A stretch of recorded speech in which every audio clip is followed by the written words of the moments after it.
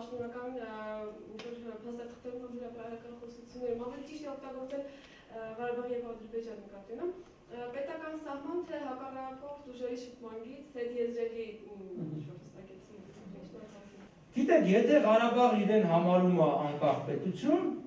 ուրեմն գոնե Ղարաբաղյան հայտարարությունների մեջ դա միանշանակորեն պիտի նշվեր Ղարաբաղը Ադրբեջան սահմանի, չէ՞, ասենք սահմանի խախտում, սահմանային միջադեպ եւ այլն։ Իսկն դրանով, որովհետեւ սահմանը լինում է պետությունների միջև։ Բայց երբ որ նշում են հակամարտության շփման գիծ, դա ինա որ կոչվում է ժամանակավոր, այսինքն շփման գիծը կարա լինի խիստ ժամանակավոր եւ հատկապես նշելով հակամարտ կողմերի շփման գիծ, դա արդեն տեղ պետականությունից շատ հեռու են գնում, այսինքն, այդտեղ իմ համար, գիտեք, շատ հարցերը ես չեմ կարողանում հասկանալ, շատ անհետևողականություն կա, այսինքն մի կողմից կարող այդ մարդիկ ինչ-որ մի բան ասեն, հետո մյուս կողմից